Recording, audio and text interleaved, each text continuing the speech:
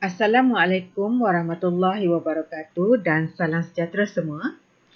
Berjumpa lagi kita dalam pembelajaran video yang kedua dalam unjuran ortografik. Tajuk hari ini adalah menentukan jawapan unjuran ortografik. Dalam unjuran ortografik, terdapat dua kaedah iaitu unjuran sudut pertama dan unjuran sudut ketiga. Ini telah diterangkan pada video yang pertama. Unjuran sudut pertama, pandangan pelan berada di bawah hadapan. Pandangan pelan berada di bawah hadapan. Unjuran sudut ketiga, pandangan pelan berada di atas hadapan. Kedua-dua kaedah ataupun metod ini perlu dihafal oleh pelajar supaya kita boleh melangkah pada subjek yang seterusnya ataupun pada penerangan seterusnya. Okey, kita pergi kepada soalan dan bagaimana kaedah menjawab pandangan ortografik yang betul. Soalannya adalah rajah menunjukkan pandangan isometrik sebuah bongkar. Lukis mengikut skala saiz penuh pandangan ortografik bongkar itu dalam unjuran sudut ketiga. Ini adalah bongkar bagi isometrik dan ini adalah arah pandangan hadapan.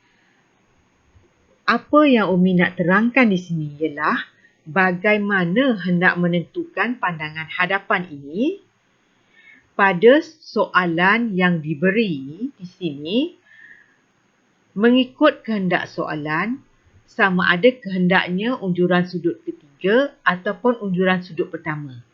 Maksudnya soalan yang sama, bongkar yang sama, arah pandangan yang sama tapi unjuran sudut yang berbeza. Satu unjuran sudut ketiga dan satu lagi unjuran sudut pertama. Lihat satu lagi unjuran sudut pertama. Ini unjuran sudut pertama. Kita pergi pada jawapan. Okey, ini jawapan yang pertama tadi. Dia kendaki unjuran sudut ketiga dan ini adalah jawapan yang kedua. Jawapan nak unjuran sudut pertama. Arah anak panah sebelah kiri. Jadi kita letakkan arah anak panah, mata kita ni umpama berada di arah anak panah dekat sini sebelah kiri. Pandangan hadapan seiring dengan anak panah pada unjuran sudut ketiga. Dan pandangan pelan berada di atas. Ini adalah unjuran sudut ketiga. Manakala unjuran sudut pertama pula, anak panah masih berada pada kiri. Tetapi pandangan hadapan telah beralih kepada sebelah kanan.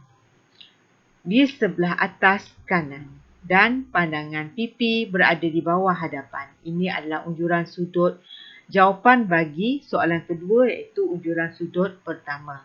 Fahamkan sedikit soalan yang sama tapi perbezaan sudut yang berlainan sahaja. Okey, kita pergi pada soalan tadi semula. Kenapa pandangan hadapan? Diberi pandangan hadapan, kenapa tidak diberi pandangan sisi? Kenapa tidak diberi pandangan atas? Sebab jika kita beri pandangan hadapan, secara automatik pandangan sisi berada di sebelah sini, betul? Dan pandangan pelan tetap berada di atas. Tetapi selalunya soalan akan keluarkan pandangan hadapan. Sebab pandangan hadapan boleh menentukan unjuran ortografik tadi ni, dia boleh menentukan unjuran pandangan pelan ini sama ada unjuran sudut ketiga ataupun pertama dengan tepat. Bila kita letak anak panah dekat sini, pandangan hadapan dekat sini menunjukkan unjuran sudut pertama ataupun ketiga itu dengan tepat. Kita pergi pada soalan lain. Ini soalan lain. Rajah menunjukkan pandangan isometrik sebuah bongkar. Lukis mengikut skala saiz penuh pandangan ortografik bongkar itu dalam unjuran sudut ketiga. Lihat ya, soalan.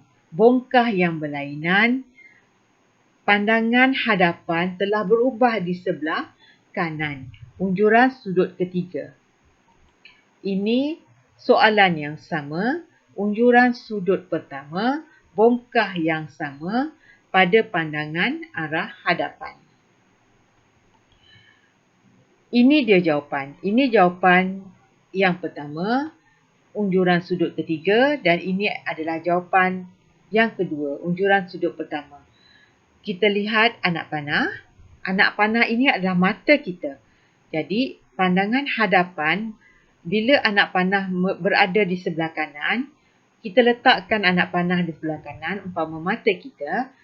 Pandangan hadapan adalah berdekatan dengan anak panah dan pipi berada di atas. Ini adalah unjuran ketiga. Manakala unjuran sudut pertama pula, anak panah stay berada di sebelah kanan. Jadi, pandangan hadapan adalah selari ke atas. Dia berada di sebelah kiri, berada di atas pipi.